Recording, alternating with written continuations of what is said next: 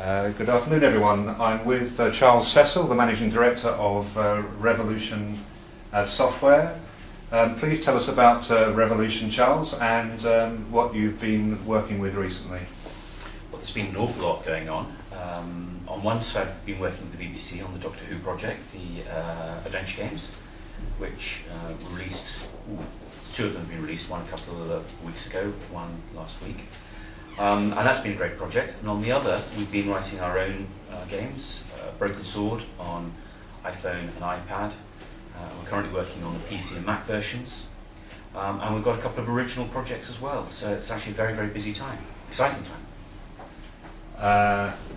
That's great. And I know that you set up Revolution, is it 25 years ago now? 1990, just the other day. You're no spring chicken to the industry, but a real innovator within the sector.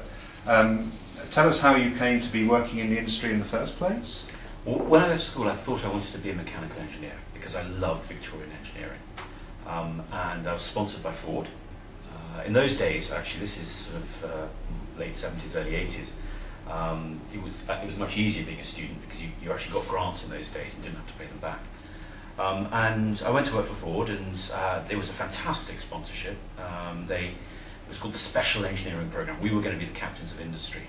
But unfortunately, I fairly quickly realised that actually this wasn't the vocation for me. And I felt rather guilty that I was taking the place of somebody that would have been a much better engineer than me. So anyway, I saw the course through. It involved a fair bit of management. We learned about accountancy, presentations. They pointed video cameras at us so that we could make sure that we could spread the word about Ford effectively. A bit of law. And when I finished, I left, and I'd actually met, there was a friend of mine who was also at Ford, and he'd just set up a company called Arctic Computing based in Hull, and he invited me to write some adventure games. And it was just such fun. In those days, obviously you had the ZX81, it was 1K of memory. And we were writing games like 1K chess, which is just unbelievable if you think about it now. A chess program, and it was played a really good game. And I wrote a number of adventure games, and loved it. And so when I left, I decided to actually either go into engineering or go into video games. And I chose to go into video games, and I have not regretted it for one moment. And the industry hasn't regretted it either, Charles. So I know Revolution started as a developer and has morphed into a publisher in recent years. But I know you've got a really interesting, innovative business model for working with partners and the collaborations that you do. Can you tell us a little bit about that? To go back slightly, I worked for Arctic for a bit. Then I was approached by US Gold to work for them. So I went to the publishing side, and then Activision, and then founded Revolution in 1990. So I'd spent a few years working as a publisher as well, which was very valuable to see both sides of the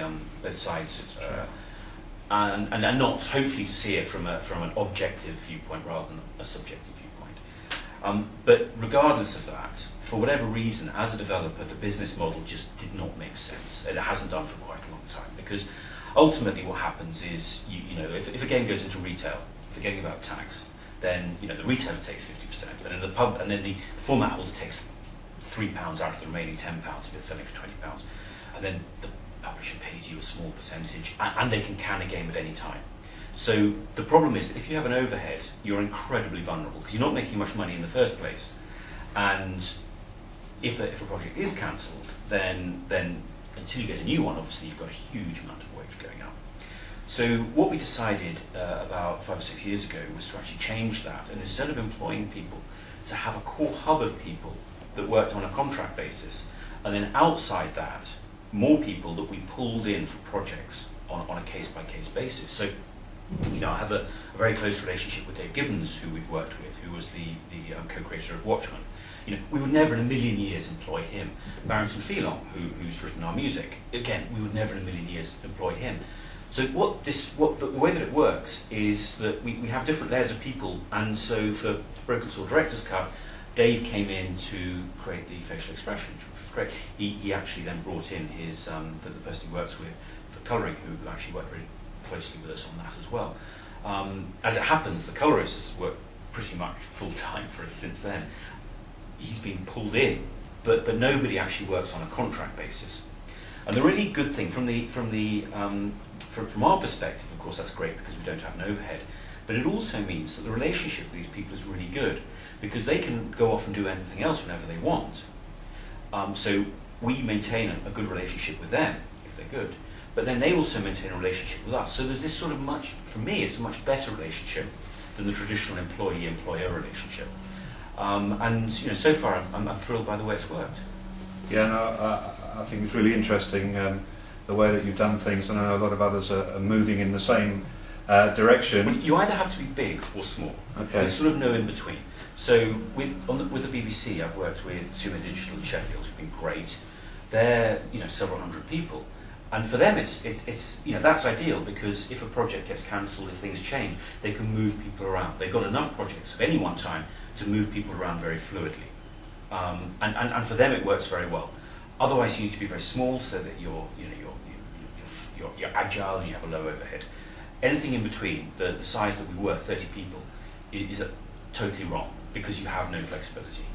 Okay.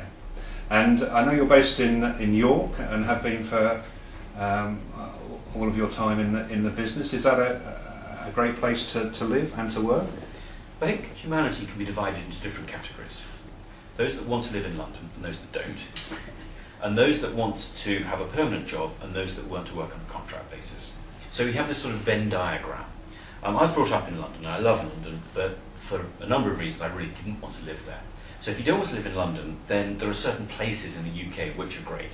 And I have to say York ranks pretty highly because not only is it a beautiful place, but also it's got the most fantastic train service down to London. I think if anybody's watching from GNER, the prices are a bit high, and can you put the dinner back on again, please, because we really miss that.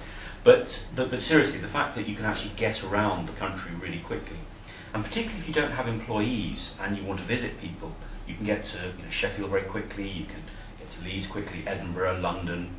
So as a hub, it works extremely well. And it's a beautiful city as well, so no, it's ideal, it's worked very well for us. Fantastic. And finally, what advice would you give a job seeker wanting to work in the games industry? Well, right at the very beginning, if you want to go into programming, get good maths, please, please, please, or physics. It's really important that you have key core subjects. And if you want to go into art, learn draw first. When I was employing people, if somebody could draw a hand, then I'd employ them because you can always take somebody who can draw and teach them 3D, but not the other way around. So learn the core subjects, please. That's great. Charles Cecil, MD of Revolution, thank you very much for your time. Thank you, David.